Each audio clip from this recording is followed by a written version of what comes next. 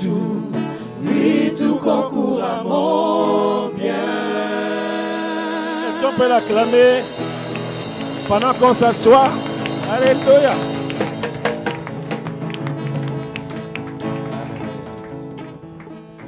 Son amour demeure. Amen. Le jour où nous allons remettre la fidélité de Dieu en cause, ça veut dire que nous sommes en danger. Amen. Merci les chantes. Est-ce qu'on peut acclamer les chantes? Est-ce qu'on peut acclamer Hilary particulièrement? Alléluia. C'est la révélation de l'année. Amen. Dieu est vraiment un bon Dieu. Amen. On voit des gens arriver, ils ne savent pas jouer d'instruments et on a vu comment Hilary, elle a grandi, Dieu l'a utilisé. Et beaucoup d'autres jeunes que Dieu utilise dans la musique, c'est extraordinaire. Amen. Il n'y a que Dieu qui peut faire ça. Alléluia. Et nous sommes contents d'avoir les chants que nous avons. C'est beaucoup de sacrifices. Amen. C'est vraiment des gens consacrés qui payent le prix. Alléluia. Et je bénis Dieu pour cela, parce que c'est Dieu qui fait toutes ces choses en nous. Amen. Et je voulais vous dire encore bonjour ce matin pour les personnes qui reviennent de vacances et aussi pour les gens qui nous suivent sur Internet. Vraiment que cette journée soit une journée excellente et surtout que soyons normaux ce matin. Amen. Parce que, voyez-vous, Dieu est normal. Amen. Lorsque je dis que Dieu est normal, ça veut dire que Dieu, quelquefois, n'est pas trop sérieux comme nous. On est tellement sérieux que Dieu a même du mal à nous utiliser quelquefois. Alléluia. Et ce matin, c'est pour cela que je voulais partager sur le thème « Manifester l'amour de Dieu ». Manifester l'amour de Dieu. Pas Dieu qui se manifeste, mais nous, en tant que ses enfants, manifester l'amour divin. Vous savez, nous vivons dans un monde aujourd'hui où chaque personne court derrière ses propres performances. Tout le monde veut être performant et on vit dans une société qui de plus en plus va valoriser les performances individuelles au lieu des performances de l'équipe. Amen. Et donc, c'est de la compétition. On vit un monde de compétition. Même dans la même entreprise, même dans la même église, même dans la même famille, en fait, on assiste à une montée de performances individuelles. Chacun veut être performant, quitte à même écraser son voisin, quitte à écraser les autres. C'est ça que la société nous montre aujourd'hui. Tu dois être la meilleure version de toi-même, sans même te soucier qu'il y a des gens que tu écrases. Et on voit même en entreprise des managers écraser leurs collègues parce qu'eux, ils veulent faire carrière. Et c'est le monde dans lequel nous vivons aujourd'hui. Malheureusement, cela nous impacte, cela nous influence en tant qu'Église. Parce que cette mentalité est rentrée dans l'Église. Et souvent, ce genre de comportement va nous impacter sévèrement. Parce que dans l'Église, on va faire des œuvres, on va faire des choses. Mais comme nous sommes dans un monde, dans une attitude de performance individuelle, on passe à côté des choses essentielles. Le Seigneur parle à des pharisiens et il leur dit ceci dans Luc 11. Le verset n'est pas dans la liste que je t'ai donnée, Caleb. Donc Luc 11 au verset 42. Il leur dit ceci, « Malheur à vous, pharisiens, parce que vous payez la dîme de la menthe, vous payez même la dîme de la rue, vous payez même la dîme de toutes les herbes, et que vous négligez la justice et l'amour de Dieu. » C'est là ce qu'il fallait pratiquer. Ça veut dire qu'aujourd'hui, nous vivons dans un monde où chacun veut essayer d'être performant à son niveau, veut essayer d'appliquer ce qu'il arrange, veut essayer de mettre en valeur les choses dans lesquelles il est fort. Mais le Seigneur dit à ces pharisiens, vous arrivez même jusqu'à payer la dîme de toutes les herbes que vous avez dans votre terrain. Mais l'amour et la justice de Dieu, c'est un problème pour vous. Et c'est pour ça que je voulais nous recentrer ce matin sur manifester l'amour divin.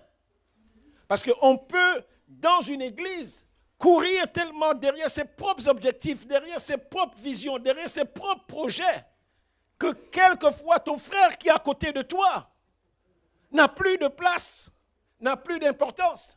Tu ne le vois même plus. Tu peux être triste parce que le dernier iPhone qui est sorti, tu ne l'as pas et tu es embêté, tu sens que ça te gratte. Mais tu vois ton frère avec un vieux téléphone. Mais toi, tu veux ton truc de dernier cri. Voilà le monde dans lequel nous sommes. Et le Seigneur interpelle ces pharisiens. Il leur dit, vous voyez, c'est bien, vous payez la dîme, vous faites tout ce que vous voulez, mais l'essentiel, il n'y a pas. la justice et l'amour de Dieu. Ce n'est pas manifesté. Alléluia. Parce que tout le monde veut courir dans ce qui est visible. L'autre chose qui nous embête aujourd'hui, l'Église est tellement structurée que nous avons du mal à comprendre les besoins de Dieu. Amen. L'Église est tellement... Moi, quand je vois certaines églises, je me dis, mais est-ce qu'il y a encore la place pour des humains? Le pasteur rentre, tout est cadencé, il rentre à 9h15, à 9h15, les chants doivent avoir dégagé de l'estrade à 9h20, 9h25. Il doit commencer le message à 9h. Tout est tellement structuré qu'il n'y a plus de place pour l'amour divin. Tu as mis ton petit costard, ta petite veste, et pendant que tu viens à l'église, tu vois quelqu'un qui a crevaison, ça ne t'intéresse plus. Tu es tellement pressé pour pas ton culte. Non, moi c'est d'abord Dieu. Mais Dieu est dans cet homme que tu vois, que tu délaisses, qui se retrouve en difficulté. Parce que tu es pressé, parce que tu es derrière ta structure. Les structures ont pris le dessus sur l'amour de Dieu. Tu peux être dans une église pendant 5 ans, tu n'as même jamais touché la main du pasteur. Les structures, l'organisation a tellement pris la place sur l'amour de Dieu. C'est ça que nous avons aujourd'hui. Et cette structure-là fait que les gens viennent dans nos églises, mais ils sont comme dans un stade. Ils sont comme dans un stade. Vous savez, dans un stade, tout le monde veut la victoire d'une équipe, mais chacun est dans son coin. Et quand on a gagné, chacun rentre chez lui. Alléluia. Les structures, toutes ces choses nous voilent par rapport aux besoins qui sont près de nous. Nous sommes tellement propres des fois que personne ne veut se salir les mains. Que personne ne veut faire des choses qui vont quelquefois nous salir, nous toucher. Je me souviens de ce témoignage lorsque le sida a commencé. Nous étions allés dans un hôpital et prier pour quelqu'un. Et là, ça a été l'épreuve des épreuves, une des épreuves de ma vie. Et nous arrivions sur ce lit, je revois encore ce malade. Il avait le sida, il était, je ne sais pas si c'est en phase terminale ou pas, mais il était rempli de gales, des trucs, et il saignait de partout. Le problème, c'est que il fallait qu'on le touche. Et là, toutes les idées ont commencé à défiler. Mais si je le touche, Alléluia. Plus personne ne veut se salir. Plus personne ne veut se salir. On peut quitter l'église et voir deux mamans en train de se battre à la cuisine, en train de faire la vaisselle, alors qu'on a du temps, on se dit, mais j'ai rien à faire, ça ne me dérange pas de passer un aspirateur, de faire quelque chose, d'aider quelqu'un, d'aider une soeur, d'aider un frère. Mais comme j'ai porté le dernier costard, je ne veux pas qu'il se salisse trop. On est devenu trop sérieux. Alléluia. Même tu viens, ton maquillage est tellement net que tu ne peux même pas faire la bise, tu fais à peine la bise. L'église est tellement propre. Les gens sont tellement propres que plus personne ne veut se salir. La Bible dit dans 1 Jean, le verset 3 à 17, « Si quelqu'un possède les biens de ce monde et que voyant son frère dans le besoin, il lui ferme ses entrailles, comment l'amour de Dieu demeure-t-il en lui ?» Comment l'amour de Dieu demeure-t-il en lui? En fait, ce que j'essaie de nous montrer ce matin, c'est pour ça que je ne sais pas qui a parlé ce matin, mais je pense que c'est prophétique. Parce que Dieu nous équipe, Dieu nous donne son amour pour que nous puissions le manifester, en fait. Amen.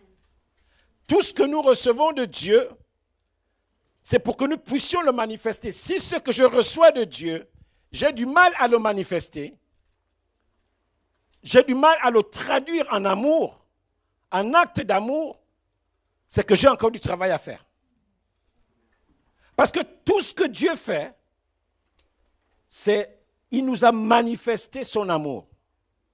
La Bible dit dans Jean 3,16 qu'il a tant aimé le monde qu'il nous a manifesté son amour en donnant Jésus. Et donc, lorsque nous recevons la parole de Dieu, la parole de Dieu a pour but de nous donner les ingrédients nécessaires pour manifester l'amour de Dieu.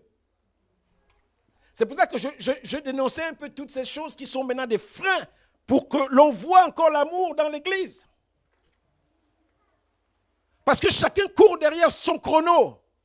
Chacun court derrière ce qu'il veut faire. Que je n'ai plus le temps pour les autres. Que je n'ai plus le temps pour le voisin. Que je ne veux plus perdre du temps pour me concentrer sur les besoins de quelqu'un. Parce que j'ai mes propres besoins, j'ai ma propre vie, j'ai ma propre foi, j'ai mon propre ministère, soi-disant.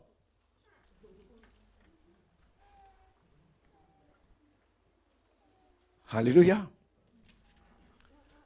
La Bible dit dans Romains 5, au verset 5, l'amour de Dieu est répandu dans nos cœurs par le Saint-Esprit. Ça veut dire que l'œuvre de Dieu, le Saint-Esprit, lorsqu'il vient en toi, ce n'est pas pour d'abord t'amener à prier pour les malades. Parce qu'il y a beaucoup de gens qui le font dans le but de leur propre carrière, de leur propre performance. Ça fait 10 ans que j'ai commencé le ministère, mais il y a les choses que Dieu m'a dites que je ne vois pas encore. Et il y a donc un sentiment égoïste que je vais développer dans mon cœur. Mais l'amour de Dieu est répandu dans nos cœurs par le Saint-Esprit. Le Saint-Esprit va d'abord travailler en nous pour déverser une dimension de l'amour de Dieu. C'est très, très important. Et nous devons le manifester. Ça doit se voir. Quelque chose doit se passer. Quelque chose doit sortir. Que nous dit la parole de Dieu dans Acte 10, au verset 38? Et j'aime bien cette histoire. Parce que telle qu'elle est écrite, elle nous est présentée comme quelque chose que nous sommes censés connaître en tant que croyants. Le texte commence en disant « Vous savez comment Dieu a oint du Saint-Esprit et de force Jésus de Nazareth. » On aurait pu dire Jésus le Christ, mais on dit Jésus de Nazareth pour montrer sa dimension humaine. La Bible dit quoi? Il allait de lieu en lieu, faisant du bien et guérissant tous ceux qui étaient sous l'emprise du diable, car Dieu était avec lui. Lorsque Dieu nous équipe, lorsque Dieu nous donne des dons et des talents, lorsque Dieu nous donne une promotion, lorsque Dieu nous donne une nouvelle compréhension de qui il est, tous ces outils nous sont communiqués pour manifester l'amour divin. La Bible dit de Jésus qu'il avait été équipé et à cause de ce qu'il avait reçu, il s'est consacré, il s'est donné, il a donné son temps aux autres. Il allait de lieu en lieu, faisant du bien aux gens. Il faisait du bien aux gens. Il réconfortait des gens. Il touchait la main des malades. Il arrivait devant une piscine et cet homme qui était là depuis longtemps, il pouvait lui redonner de l'espoir. Voilà ce qu'était Jésus. Et c'est cela que le Seigneur attend de nous. Manifester l'amour de Dieu au travers de l'Esprit de Dieu qui vit en nous. On doit être capable de voir cet amour. Capable de le voir. On ne peut pas être indifférent aux besoins des gens. Même à ses propres besoins, quelquefois, on est indifférent. On ne peut plus vivre dans un monde où chacun se bat simplement pour respecter les versets bibliques dans sa vie. C'est le texte de ce jeune homme riche qui parle avec Jésus. Et le Seigneur lui dit, est-ce que tu as fait ça, tu as fait ça? Il dit, mais Seigneur, j'ai fait tout ça. Mais le Seigneur lui dit, il te manque quelque chose. C'est que tu consacres du temps pour les autres, que tu te débarrasses de ceux qui te préoccupent, tes richesses. Vends-les. Le Seigneur ne lui a même pas dit de donner cadeau. Il a dit, vends. Tu récupères le pognon et avec ce pognon, tu vas faire ce que tu veux. Mais il ne peut pas vendre ce qu'il a. Alléluia. Nous sommes outillés, bien-aimés, pour manifester l'amour divin. Jésus avait été oint de Saint-Esprit et de force. Pas pour que son nom soit sur Internet, que cet homme-là a lu, quand vous allez chez lui, il guérit les malades. Ce n'était pas pour ça. C'était pour faire du bien aux gens. Et la structure de l'Église a tué ça. Parce qu'on a structuré l'Église en fonction de nos 4 murs. Nous voulons tout faire dans l'Église. Parce que c'est ce que tout le monde voit. Mais plus personne ne veut faire des choses en dehors de l'Église. Et c'est pour ça que ce texte prophétique disait ce matin que est-ce que nous sommes assez forts encore pour parler de Christ dans nos écoles, dans notre lieu de travail, là où nous sommes? Est-ce que nous serons encore assez forts, assez capables de manifester, de parler de Jésus là où c'est pas sûr, là où il y a de l'adversité? C'est ce que le Seigneur nous disait ce matin au travers de ce frère qui parlait. Est-ce que nous sommes encore assez forts aujourd'hui pour que, quelles que soient les difficultés, je puisse manifester l'amour de Dieu? Est-ce que nous sommes assez forts pour tenir ferme, pour manifester l'amour de Dieu? Imaginez-vous un médecin, un malade vient le voir et le médecin a la solution. Et le malade dit non, ta solution, je ne l'avais pas. Et puis le médecin dit, c'est pas grave, continue ta route. Non, le médecin va essayer de convaincre le malade pour l'amener à la guérison. Alléluia. Nous sommes outillés. Jésus allait de lieu en lieu et il faisait du bien. Il guérissait les gens. La part d'amour de Dieu que nous avons reçue, qui a été déversée dans notre cœur, c'est pour que nous puissions le manifester. Jacques 2, au verset 26, nous dit ceci: comme le corps sans âme est mort, de même notre foi sans les œuvres est morte. Voilà ce que nous dit la parole de Dieu. Nous avons tous des versets bibliques. Nous savons, être dans l'église aujourd'hui, c'est devenu comme si tu n'es pas chrétien, tu es un peu rétrograde. Il faut afficher dans son discours un amen, un quelque chose. Mais cet amen ou ce quelque chose a besoin d'être manifesté par des œuvres. Des œuvres d'amour. L'amour, c'est quelque chose qui répond à des besoins, qui répond à une situation. Ce n'est pas simplement le fait d'appartenir à une structure, à une église. Et Jacques dit que le corps sans âme est mort. De même, notre foi sans les œuvres est morte. Suivre des règles, des versets bibliques, les mettre en application ne suffit pas. Tu as besoin de te mouiller, tu as besoin de toucher quelqu'un, tu as besoin de donner ton temps à quelqu'un, tu as besoin de te sacrifier pour quelqu'un, tu as besoin de faire des choses pour montrer à Dieu que tu mets en application l'amour qu'il a déversé dans ton cœur par le Saint-Esprit. 2 Corinthiens 5, 20. Nous sommes les ambassadeurs de Christ. J'aime bien comment c'est dit, comme si Dieu exhortait par nous. Nous sommes les ambassadeurs de Christ. C'est comme si Dieu exhorte par nous. C'est comme s'il parle par nous. Vous savez, aujourd'hui, l'Église est faible. Pourquoi? Parce que dans la pratique, plus personne ne veut agir. Dès que les chrétiens doivent se positionner dans un système où ils doivent agir, ils vont prier. Parce que la prière va nous donner le sentiment qu'on agit. Il y a des choses où il faut agir. Tu as besoin de prendre des actions. Tu as besoin de te mettre en mouvement. Imaginez-vous quelqu'un à qui on dit, si tu continues de prendre du sucre, on va te couper le pied. Vous pensez qu'on a besoin de lui répéter ça 5 fois, il va aller prier? Non. Il va jeter tous les paquets de sucre qu'il y a dans sa maison. Alléluia.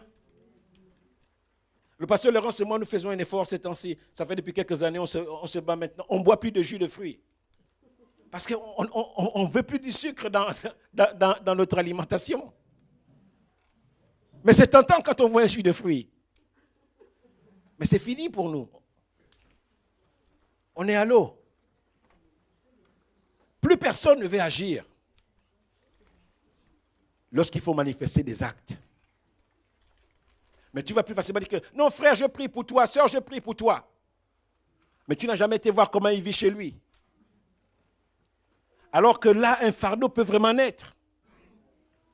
quelle que soit la réaction, quel que soit ce que la personne va faire, tu vois un frère à côté de toi, tu sens bien que ce frère, cette sœur, il y a un besoin qui est là. Mais tu ne veux pas te mouiller. Comme je disais vendredi, nous avons travaillé sur la prière, on parlait sur le fait que Dieu peut nous communiquer un fardeau à nous et Dieu peut nous communiquer un fardeau communautaire. On a parlé de fardeau individuel et de fardeau communautaire. Le fardeau individuel, c'est ce que Dieu va te dire à toi de faire, spécifiquement à toi de faire pour quelqu'un ou pour l'église ou pour une structure. Mais souvent, quand Dieu nous demande de faire quelque chose à nous et qu'il nous pointe, nous voulons embarquer ça dans un besoin communautaire. Dieu t'a parlé à toi que fais ça, tu vois ce frère, tu vois cette soeur, tu vois cette situation. Je veux que ce soit toi qui t'investisses. Mais tu vas commencer à chercher d'autres personnes pour dire que non, le Seigneur m'a montré qu'il faut qu'on aide le frère, on aide la soeur. Non, c'est ton fardeau. Alléluia, c'est ton fardeau. Prends-toi, investis-toi. Parce que la récompense est pour toi. La récompense n'est pas pour plusieurs. La récompense est pour toi.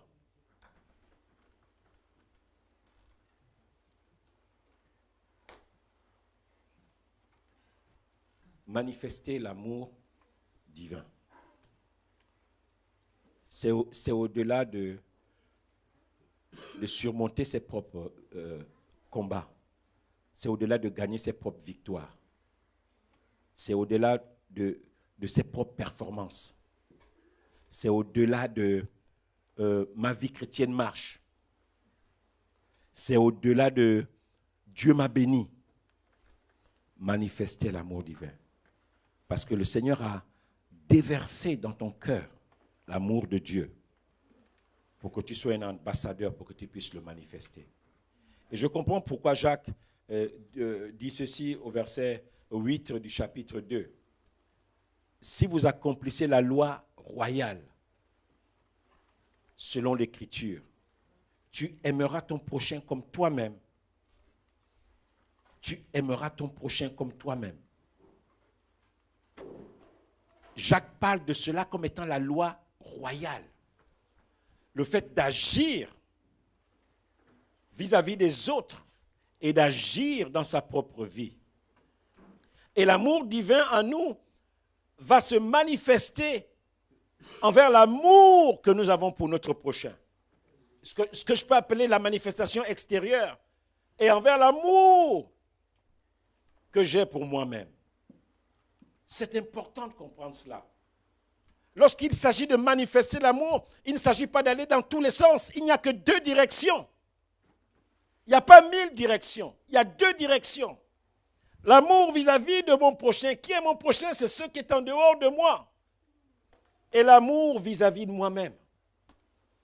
Lorsqu'on voit ce texte, que je veux que nous puissions lire pendant quelque temps, Matthieu 14 et les versets 15 à 17, je vais un peu nous parler de ce texte quelque temps. Et nous allons voir au travers de ce texte, Jésus manifestant de l'amour. Et nous, comme nous sommes à l'image de Christ, nous devons être préoccupés par le fait de manifester de l'amour. Parce qu'il y a assez d'amour à donner dans notre cœur. Je parle de l'amour divin. Je parle de l'amour divin. L'amour qu'on appelle l'amour agapé. L'amour divin. Un amour qui n'est pas intéressé. Un amour qui ne recherche pas ses propres intérêts. C'est de cet amour que je parle ce matin. Parce que lorsqu'on est intéressé, éventuellement, on va faire des efforts. Parce qu'il y a une cerise derrière. Il y a une récompense derrière. Mais l'amour divin, il n'y a pas un intérêt derrière. Il n'y a pas une récompense derrière. Il n'y a pas une promotion que l'on recherche derrière. Mais nous le manifestons simplement parce qu'il a été déversé dans notre cœur par le Saint-Esprit. Matthieu 14, les versets 15 à 17. C'est un texte extraordinaire que tout le monde connaît. On nous dit, le soir étant venu, les disciples s'approchèrent de Jésus et dirent, « Ce lieu est désert et l'heure est avancée. Cette foule qui nous suit depuis un temps parce qu'elle écoute ta parole, renvoie-la, afin qu'elle aille dans les villages pour s'acheter des vivres. Voilà une situation des gens qui suivent Jésus depuis un temps. Ils écoutent la parole et Jésus est en mouvement. Et ces gens-là se sont fait disciples du Seigneur pour un temps. Et le soir arrive, ces gens-là, il y a une situation qui est là, ils ont faim. Il faut leur donner à manger. Et les disciples qui viennent de parler, qui viennent d'entendre Jésus, parler de grosses révélations du ciel, parler des choses qui font du bien à leur cœur, se retrouvent face à une situation concrète. Et là, ils ne peuvent rien faire. C'est souvent ça, comme ça, c'est souvent l'image plutôt de nos églises aujourd'hui. Ça me fait rire. On voit des gens, ils viennent d'être sous l'onction du Saint-Esprit. Et ils sortent, ils viennent te demander 1 €. Mais frère, le Saint-Esprit, sous l'onction duquel tu étais, il ne t'a pas donné une solution. On a le sentiment qu'il y a un écart entre la puissance de Dieu que nous disons voir et la manifestation de cette puissance dans notre vie pratique. Et là, ces gens-là ont entendu Jésus parler du royaume, parler de ceci. Et là, celui qu'ils font confiance, qu'il est capable de déplacer des situations célestes vers notre terre, ils ne font plus confiance que si ils mettent leur foi en œuvre, que quelque chose peut se passer. Et Jésus le leur renvoie si bien dans la figure. Il dit, ils n'ont pas besoin de s'en aller. Donnez-leur vous-même à manger. Trouvez une solution. Vous savez, personne ne veut prendre ses responsabilités dans nos systèmes d'église. Oh, tu sais, il faut faire confiance à Dieu. Hein. Un frère, il vient te voir, il te dit qu'il a besoin de 200 €. Il y a 200 € dans ton compte. Et tu dis au frère de faire confiance à Dieu. Non. Dis au frère vraiment, c'est chaud pour moi, mais je vais me jeter à l'eau pour toi. Tu vas envoyer quelqu'un prier pendant des semaines pour une solution qui est dans ton compte. Ce n'est pas normal. Et le Seigneur dit que non, ne les laissez pas partir. Même s'ils ont les sous qui gagnent leur argent, mais le Seigneur quand même, c'est inhumain. Jésus leur répondit, ils n'ont pas besoin de s'en aller. Ils n'ont pas besoin de s'en aller. Et le Seigneur continue en disant, donnez-leur vous-même à manger. Mais vous croyez que Jésus ne connaît pas la situation? Vous croyez que Jésus ne connaît pas le contexte?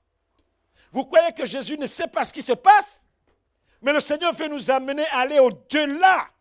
Il veut nous amener à poser des actes de foi, des actes d'amour.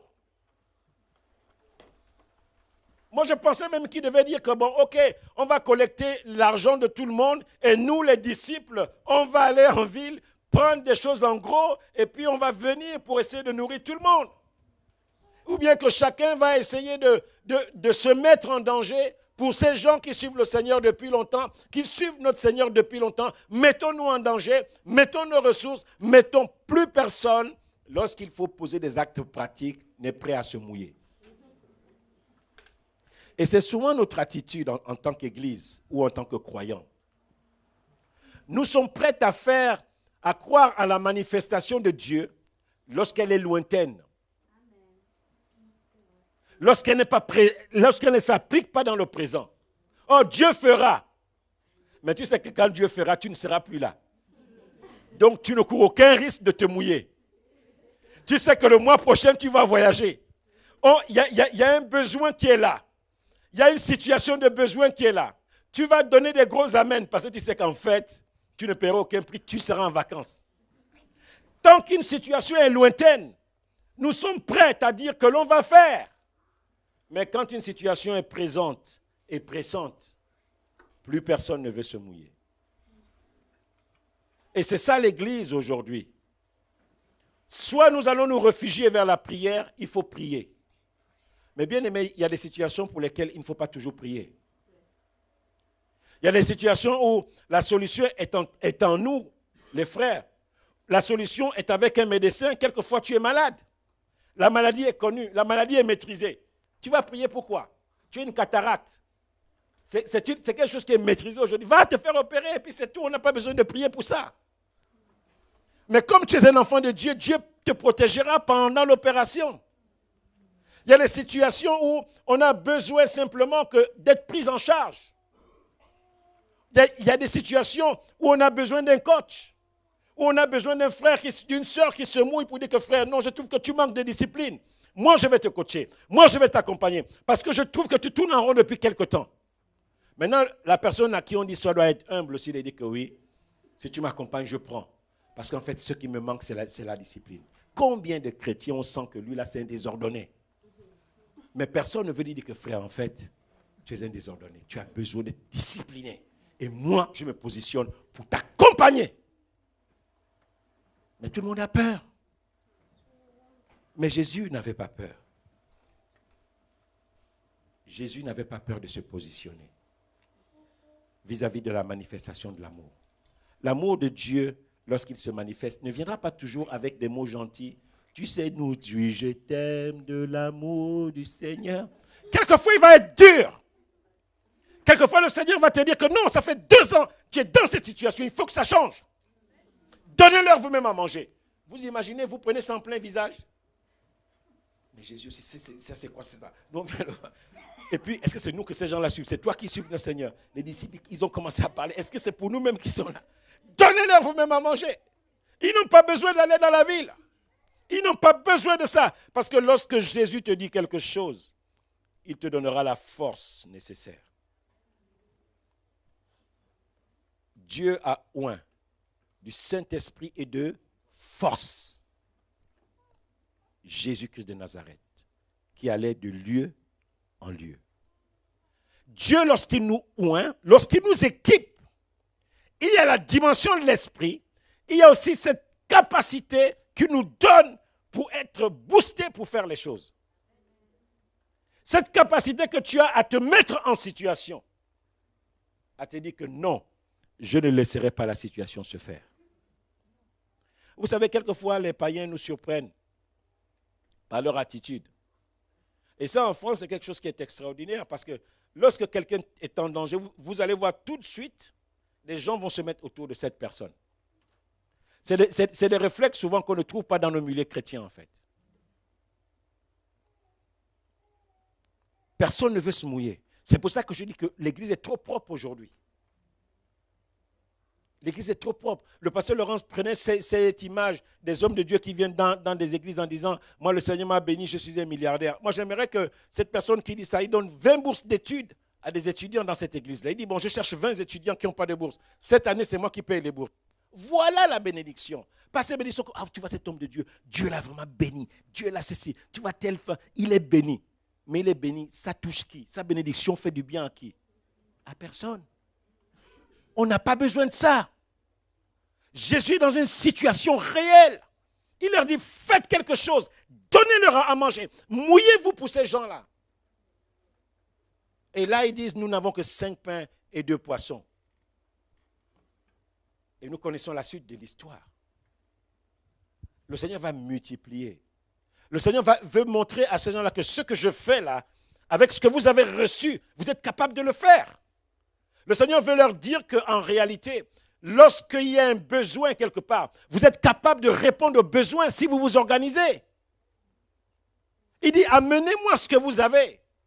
Créez une organisation. Amenez-moi ce que vous avez. Mettez ensemble ce que vous avez. Je ne sais pas à qui appartenaient les 5 pains. Je ne sais pas à qui appartenaient les 2 poissons. Mais tout ce que je sais, c'est que certainement, ce n'était pas pour une même personne. Ils ont rassemblé ce qu'ils avaient. Ils ont mis ensemble ce qu'ils avaient. Et le Seigneur a multiplié. Mais souvent, cette action de mettre ensemble, nous ne l'encourageons pas souvent dans nos églises. Et personne ne veut mettre ensemble ce que nous avons. Personne ne veut mettre ensemble. Parce que chacun veut gagner de son côté. Chacun veut gagner. Personne ne veut mettre ensemble ce que nous avons. Si tu prends 2 personnes, ils ont 2 projets identiques. et tu leur dis, mettez-vous ensemble, ça va être chaud pour qu'ils se mettent ensemble. Parce que chacun a déjà fait son business plan, en se disant que ça va me rapporter tant. Si on se met ensemble, on va les voir diviser, on va les voir, non, je préfère faire seul. Et chacun va devoir travailler 2 fois plus que s'ils se mettaient ensemble. Amen. Et Jésus dit, amenez-moi ce que vous avez. Mettez-le, rassemblez ce que vous avez et venez me voir. Et je vais vous montrer comment on fait. Le Seigneur aussi, au travers de cette image, nous montre que quand on se mouille pour lui, il ne peut pas nous laisser tomber. Ces personnes qui le suivent depuis un temps. Ils se sont mouillés pour lui. Il dit que parce qu'ils se sont mouillés pour moi, il est hors de question qu'ils se déplacent pour aller en ville. Je vais leur montrer que Jésus est la solution. Je vais leur montrer que je suis la solution. Ça ne sert à rien. Ça fait depuis longtemps qu'ils marchent, qu'ils me suivent. Ils sont fatigués. Vous-même, vous le savez. Ils ont faim. Quand quelqu'un a faim, ça se manifeste par la fatigue. Quelqu'un qui a faim ne peut plus parcourir des kilomètres et des kilomètres parce qu'il est fatigué. Le ventre est en train de faire grou, grou, grou. Il est fatigué. Et donc, toi, tu lui demandes encore de marcher jusqu'à la ville, d'aller et revenir. Le Seigneur dit que je risque de perdre des brebis. Parce que certains, ils vont s'arrêter chez l'arabe du coin et puis ils vont commencer à suivre un match de foot. Non, laissez, amenez-moi ce que vous avez pour le multiplier. L'Église est trop sérieuse aujourd'hui pour répondre aux besoins des gens. L'Église est trop structurée aujourd'hui pour répondre aux besoins des gens. Quelquefois, tu sors de l'Église. Pendant que tu es en train de marcher, tu vois quelqu'un qui est là, un paumé. Tu sens qu'il est paumé, tu ne sais pas ce qu'il fait. Tu passes avec ta grosse Bible à côté de lui. Tu sens que celui-là est bizarre. Mets la main sur son épaule. Dis-lui, qu'est-ce qui ne va pas? Et quelquefois, ils ont juste besoin de parler à quelqu'un.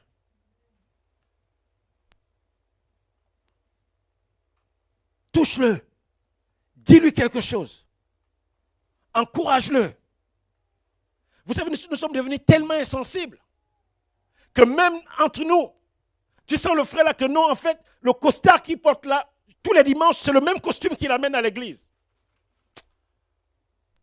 Viens voir le frère, tu dis, enfin, frère, moi en fait, comme on a la même taille là, j'ai un costume que je ne porte plus là. Je l'ai acheté, mais bon, ça ne me va pas trop. Ne va pas prendre le vieux costume dont tu veux te débarrasser.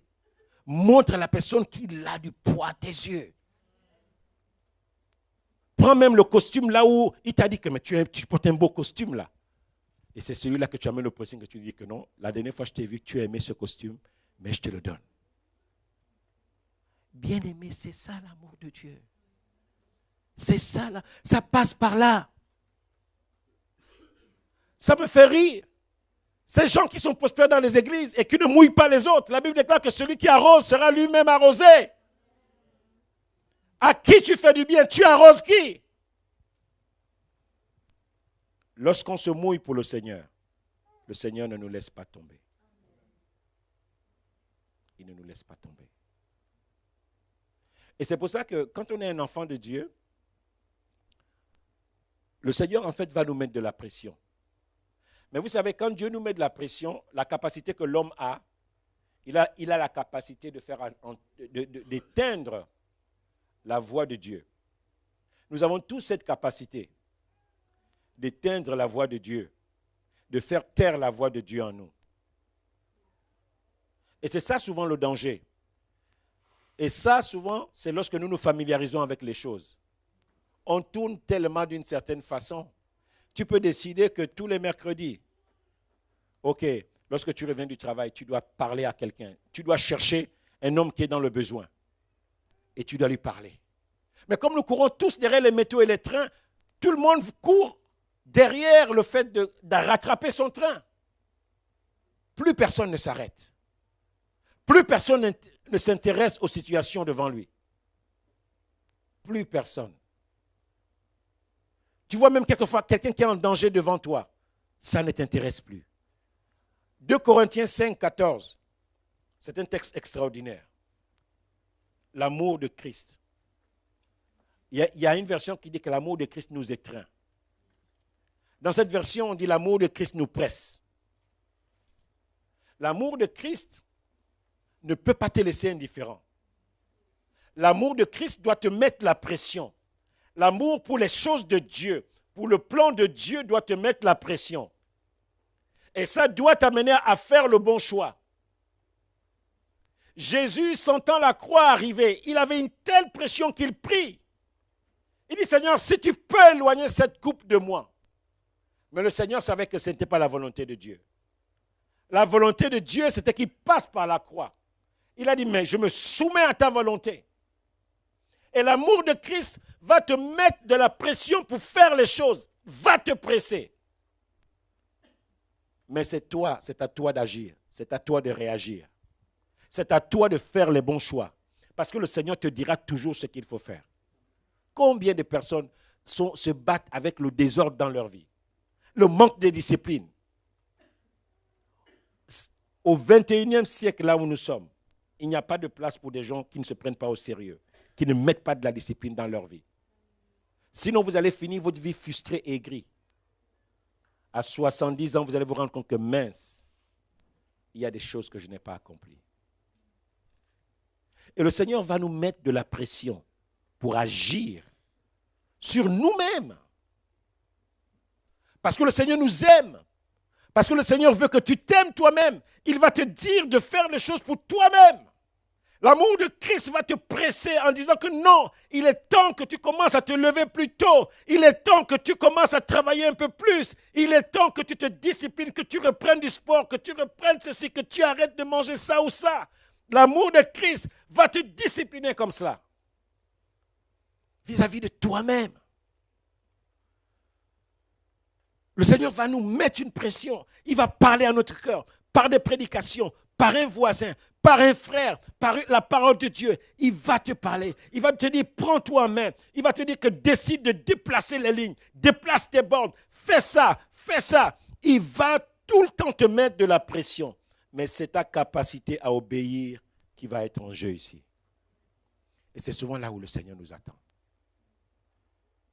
Ta capacité à obéir.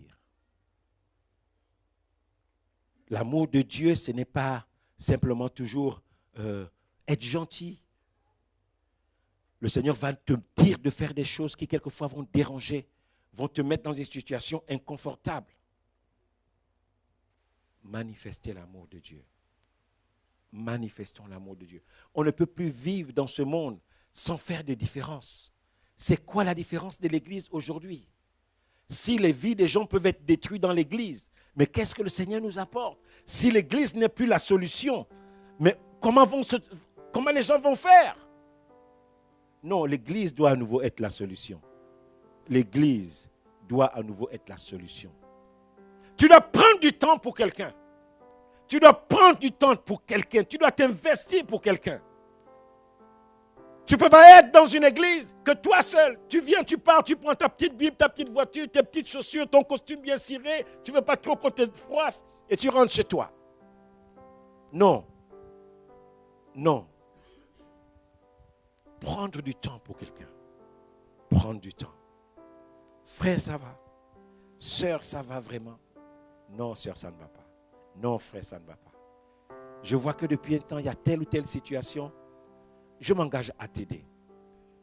Et la personne, vous savez, les gens qui ont souvent été abandonnés ne croient plus en rien.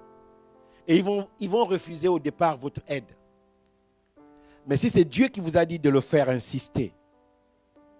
Parce que ce qui va compter, c'est les résultats. Ils vont refuser votre aide parce que tous les gens les ont abandonnés. Et quand vous allez venir, ils se disent, ah, ce sera comme la prochaine fois.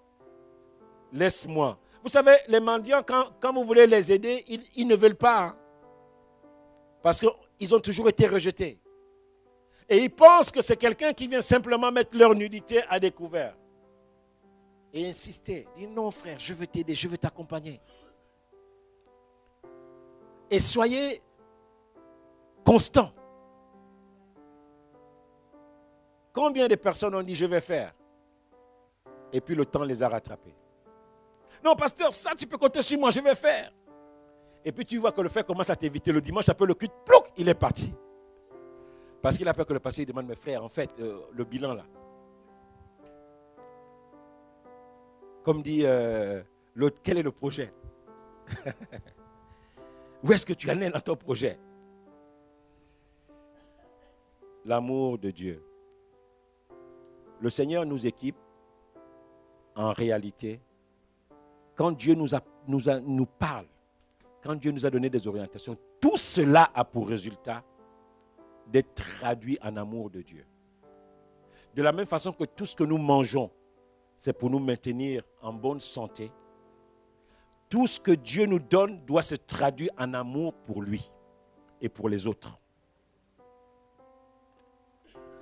Tout ce que Dieu te donne doit se traduire en amour pour les autres et en amour pour toi-même. Pour les autres et pour toi-même. La loi royale. Tu aimeras ton prochain comme toi-même. Toutes les capacités que Dieu met entre mes mains doivent bénéficier aux autres et à moi-même. Toutes les grâces, que ce soit en nature, que ce soit spirituel, que Dieu me donne, ça doit servir pour les autres et pour moi-même. C'est pour cela que c'est simple. Lorsque vous voulez voir vraiment quelqu'un qui manifeste l'amour de Dieu, c'est le temps qu'il passe pour les autres. Ça me fait rire. Moi, je vois certains hommes de Dieu, tu te demandes que, mais est-ce qu'ils ont même encore du temps pour les gens en fait?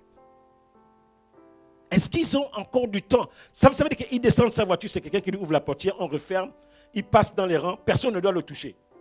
Son sac, c'est quelqu'un qui attrape, dès qu'il vient, il s'assoit à sa place, il finit de prêcher, il revient s'asseoir, il part. Ça me cause un problème, ça. Ça me cause un problème. Quand vous appelez, c'est son secrétariat, ça passe par son secrétariat. Il n'a plus le temps. Il y a des gens, un simple toucher peut changer toute leur vie.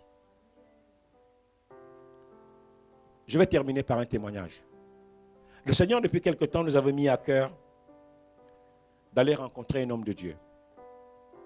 Je ne vais pas vous donner trop d'indications parce que je ne veux pas que vous sachiez qui c'est. Mais c'est un homme de Dieu qui a une grande église en Europe. Il a plus de 30 000 membres dans son église. Et Dieu nous avait mis à cœur de le rencontrer parce qu'il y a des choses que nous avons reçues, que nous l'avons écouté et il le dit tellement bien qu'on avait besoin de... Vous savez, il y a des choses que Dieu va vous dire que tout le monde ne partage pas. Et il y a des gens qui partagent cela et quand ils parlent de ça, vous vous retrouvez, vous dites que oui, ils parlent des mêmes choses que moi. Et nous on se disait, mais comment on va faire? Les gens sont tellement... Vous savez, plus un homme de Dieu est, je vais dire grand, entre parenthèses, plus il a des grandes structures, plus il est difficile à voir. Et on a beaucoup hésité. On a fait 2 ans, on se disait, bon, c'est pas la peine, il ne va pas nous recevoir. Des gens à ce niveau-là, ils n'ont plus du temps pour les autres. Il y a tellement de structures autour de leur vie. Et un jour, on lui a fait un mail, c'est le pasteur Laurence qui lui a fait un mail. Et le pasteur Laurence me dit que, ah, mais je suis surpris, il m'a répondu. Le pasteur Laurence m'appelle au bureau, il m'a répondu. Alors, j'ai demandé au pasteur Laurence, non, vous savez qu'il y a des gens qui ont des mails où ce n'est pas en fait lui, quoi. C'est comme les hommes politiques, en fait. Vous envoyez un mail, mais il y a 20 personnes qui travaillent pour lui et qui répondent au mail. Donc, on s'est dit, bon, c'est sûr que ce n'est pas lui. Et puis, le pasteur Laurence a continué de parler avec lui et s'est rendu compte que c'était lui. Alors, il a renvoyé un mail, effectivement, pour dire que c'était lui et tout le reste. Et bref, on est rentré en contact. Et ce qui nous a surpris, c'est qu'il a dit, lorsque vous allez venir, c'est chez moi que vous allez habiter. Chez moi. Vous se disiez qu'on vient le voir, on se débrouille. C'est chez moi que vous allez habiter. Et donc on arrive, on vient nous chercher à l'aéroport. Vous savez, là c'est là qu'on a compris qu'il y a des systèmes. Une Volkswagen tout en cuir à l'intérieur. On était assis comme dans un salon. Donc les sièges se regardent. Quelqu'un est à l'aéroport avec nos noms écrits dessus. Comme ça. Waouh, pancarte. On s'est dit c'est fort. Il neigeait énormément. On arrive. Le gars il ouvre les portiers. On est assis. C'était une voiture qui avait un salon à l'intérieur. On roule, on roule, on roule, on roule. On arrive chez le pasteur. 2 maisons en étage. 3 ou 4 étages chacune. On lui dit, bon, venez prendre vos appartements. C'est extraordinaire. Et puis on nous dit, bon, on nous donne le programme, là vous allez manger. Et puis bon, le pasteur va vous recevoir à tel moment. Donc vous savez, les hommes de Dieu, on est un peu religieux. Ah vraiment, c'est terrible. On voit le gars, au moment où il doit nous recevoir, il sort d'une pièce avec des chaussettes. En chaussettes sans babouche. Et puis il vient, il nous tape comme ça. Tac. Il nous fait des checks. Give me 5. Mais on a même du mal à faire le give me 5, quoi. Parce que tu te dis, mais toute l'image qu'on avait de lui s'écroule. Il dit, bon, maman n'est pas là, mais elle va nous rejoindre et tout. Non, c'est moi qui ai commencé à parler en termes de maman, papa. Il a dit que non, nous, il n'y a pas de ces maman, papa ici. Après, on a commencé à discuter. Et pendant qu'on discutait au salon, il y a des gens qui sont arrivés dans la pièce où nous étions. Et il nous a dit qu'on va aller dans ma chambre.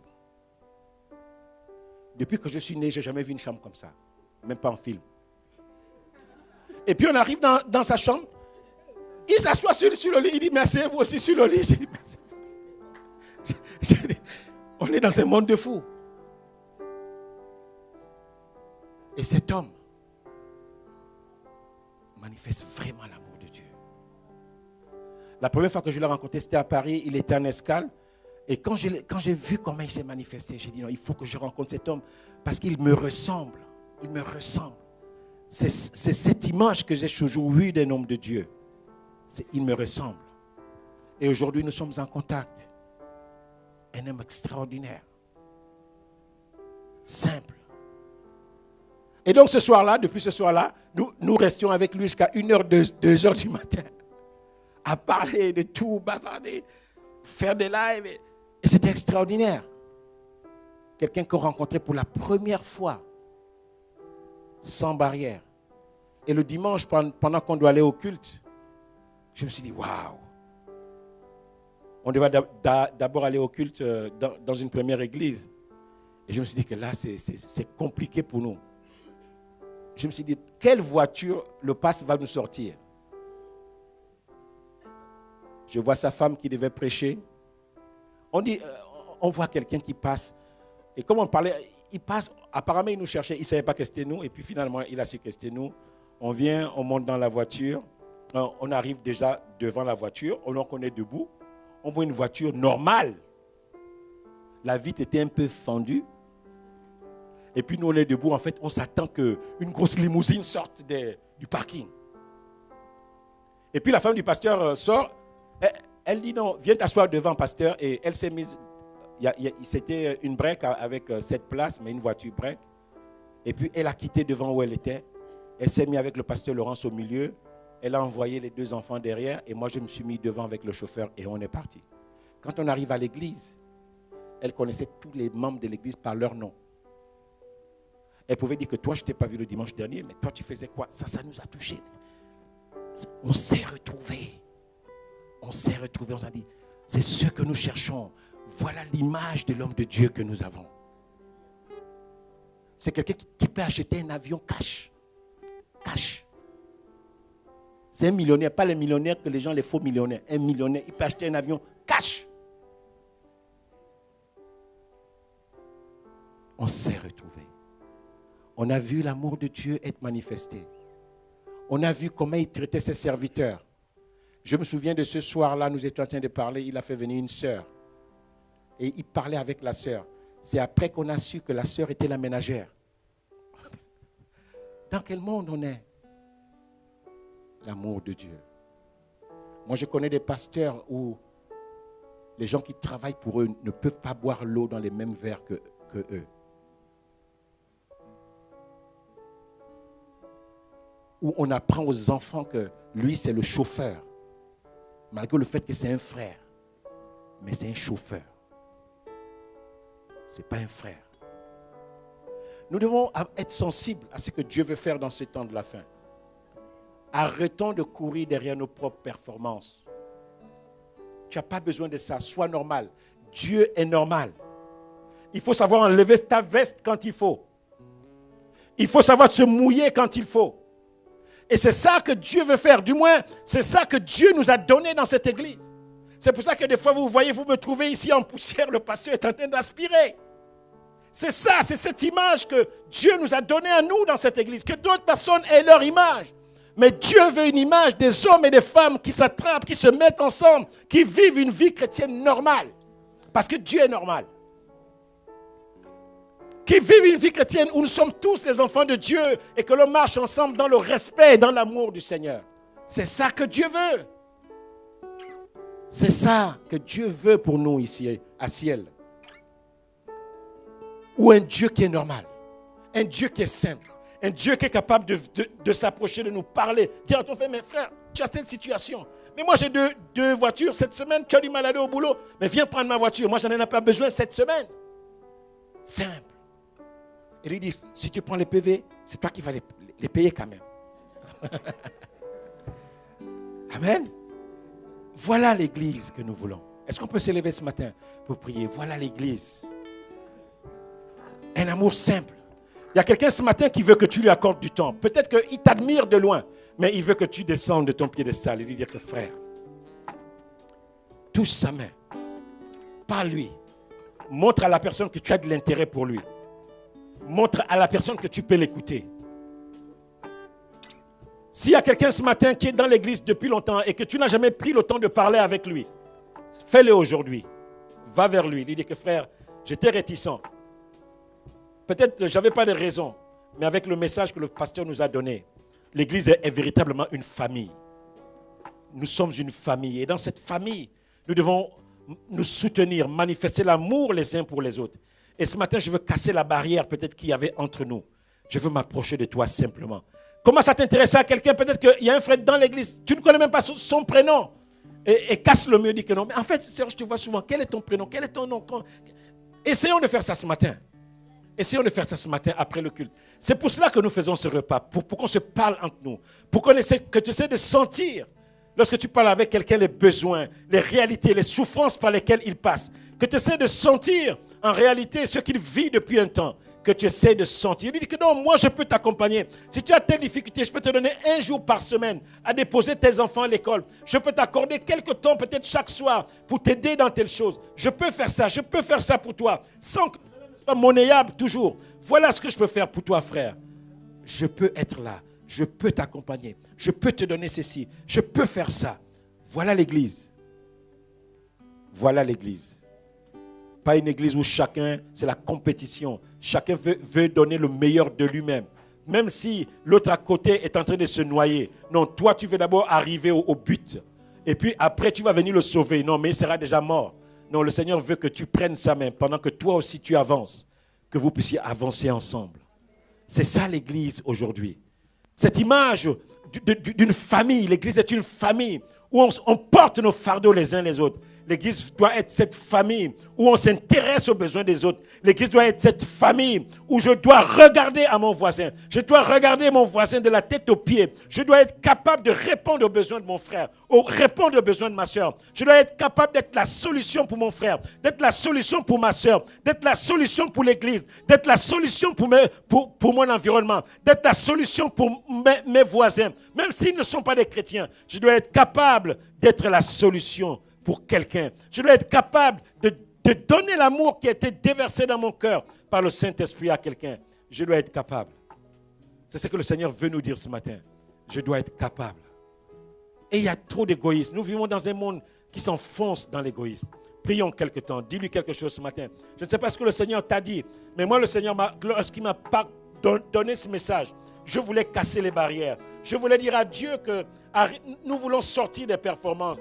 Nous voulons sortir des situations où chacun ne se voit que lui-même, où chacun ne voit que ses projets, où chacun ne voit que ses ambitions, où chacun ne voit que ses priorités. Nous devons sortir de là. L'église, ciel, nous sommes une famille. Nous sommes une famille et nous devons sortir du fait de se regarder à soi. Je dois regarder à mon frère, je dois regarder à ma soeur, je dois regarder aux besoins de l'église. Je dois regarder à quelque chose qui nécessite une action de ma part. Je dois regarder à quelque chose qui nécessite une action de ma part. Regarde vers une direction maintenant pendant que nous prions. Regarde vers une direction. Peut-être qu'il y a une situation que Dieu te montre depuis longtemps. Tu sens que tu es la solution, mais tu détournes ton regard alors que Dieu te dit c'est toi la solution. Et ce matin, au travers de ce message, il t'a encore parlé. Il veut te dire non, ne détourne pas ton regard cette fois-ci. Sois véritablement la solution. Il y a quelqu'un que tu dois prendre par la main. Il y a quelqu'un que tu dois accompagner. Il y a quelqu'un, le Seigneur te dit, va chez lui. Il ne s'en sort plus. Il a besoin d'être aidé. Il y a quelqu'un où tu sens que lui, non, en ce moment, il tire. Ce n'est pas vraiment ça. Prends, va vers lui. Dis-lui la vérité. Dis-lui la vérité que non, frère, je t'aime. Mais honnêtement, je vois que tu ne t'en sors pas face à cette situation. Je veux t'accompagner. Sœur, vraiment, je t'aime, je me préoccupe. Mais où est-ce que tu en es par rapport à cette situation? Et si quelqu'un vient vers toi ce matin, ma sœur, mon frère, ouvre ton cœur. Ouvre ton cœur. Ouvre ton cœur simplement. Si quelqu'un vient vers toi ce matin, ouvre ton cœur. Alléluia. Alléluia. Prions quelque temps, mais disons-lui quelque chose. Nous te bénissons, Seigneur, ce matin pour ta parole. Je prie que cette parole se traduise, Seigneur, par une transformation, par un changement, Seigneur. Nous voulons vivre, Seigneur, comme une famille spirituelle. Nous voulons être une famille dans cette église. Nous voulons, Seigneur, nous préoccuper des besoins et des préoccupations des uns et des autres. Je ne veux pas simplement être un nom dans l'église, mais je veux être existant. Je veux exister dans l'église. Je ne veux pas simplement être un frère dans l'église, mais je veux exister en tant que personne qui est capable d'être opérationnel, qui est capable de se mettre en mouvement pour les autres. Je ne veux pas simplement être une sœur, mais je veux être quelqu'un qui existe en tant qu'enfant de Dieu dans cette famille dans laquelle tu m'as appelé. Je ne veux pas simplement être un titre, un responsable, mais je veux être un enfant de Dieu vivant et qui agit en faveur de la communauté. Je ne veux pas simplement être telle personne, mais je veux être quelqu'un qui agit en faveur de ce que tu veux faire. Alléluia, gloire à Dieu. Est-ce qu'on peut acclamer le Seigneur? Que Dieu soit béni ce matin. Alléluia. Alléluia.